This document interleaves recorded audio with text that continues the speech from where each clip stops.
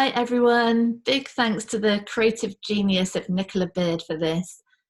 I'm Claire Diamond and I'm here with R for real, which is perhaps the sanest word we can ever come across, because what that helps us do is to distinguish between what is imagination and what is now, what's knowable. And that's really interesting because it seems there's even two layers of that. So the first one is the reality of just what's happening right now. We're sitting here, whatever room we're in, the body's breathing, the body might be moving a bit, there's temperature, there's light or it's dark. That seems to be as close as we can get to the actual truth of anything, is this direct experience now with this, this table, this chair, this computer. Anything else outside of that is pure imagination. So the mind that would create these future scenarios and these thoughts of other people,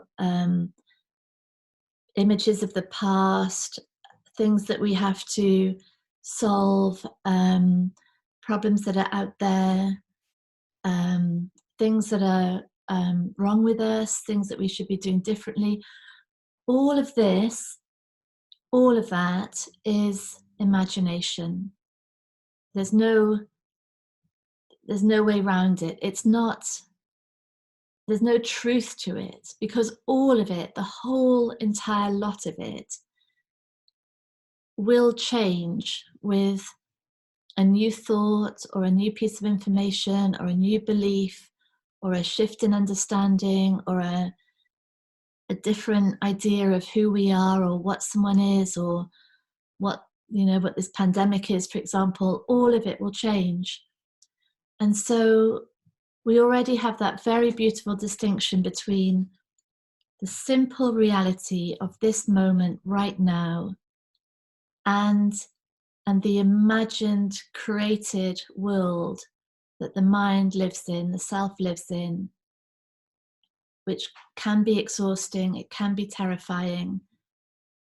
There can be so much desperation or need in there, so much self-blame, so much conflict. All of it is a film created by the mind, in which there's a self that's separate and a reality that's separate.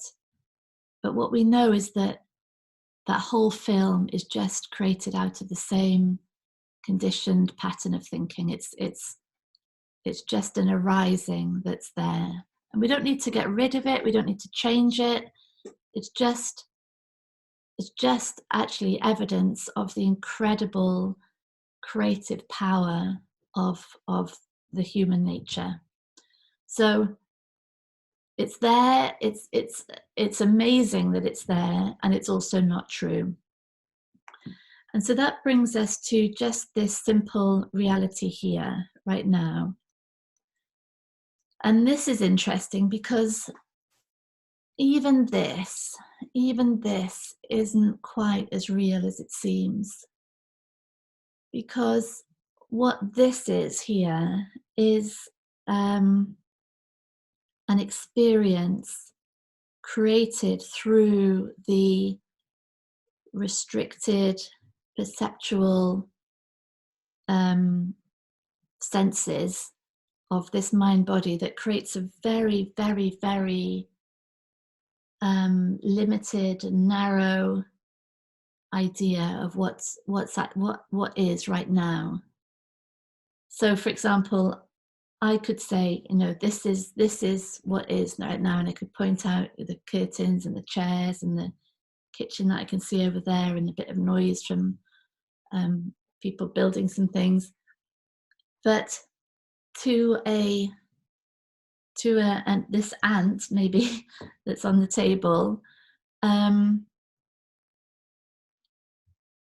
that's not what is at all. There's a whole other, entirely other reality. And so we can start seeing that the what is, the reality is still highly selective. It's restricted, it's limited, it's interpretational, it's a function of the honed senses, the limits of the senses, and that's interesting too. So even the what is right now is a distortion, is a slice of reality that isn't ever the whole thing.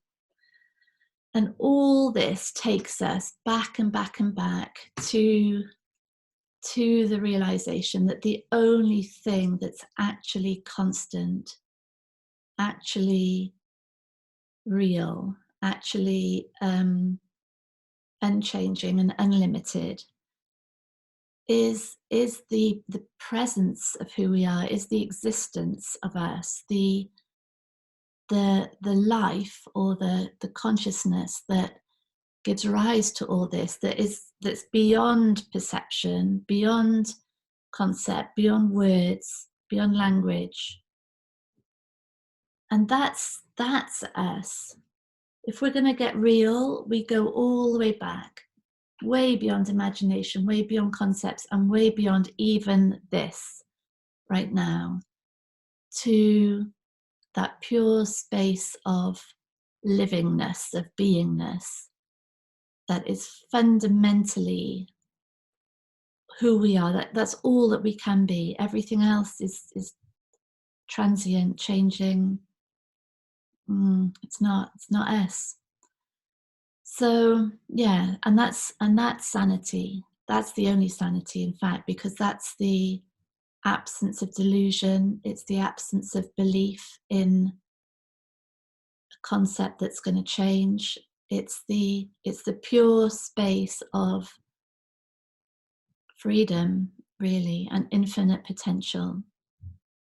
And how wonderful, hey, how wonderful that that's who we are, when in this time when perhaps the imagination is going berserk, the what is might be looking very difficult, and yet none of it is actually real ever in the way it looks.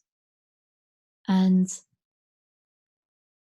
yeah, and our sanity is the knowing of that. So there we go. Fundamentally, we are all sanity. That's who we are. And then there's this creativity and this perception that in the moments when it looks totally believable, just hides that pure sanity that we are. That's all that's ever happening. So sending you all so much love, and especially to Nick, whose creativity and potential just shining through her at the moment with all this. Well, all the time. And big love.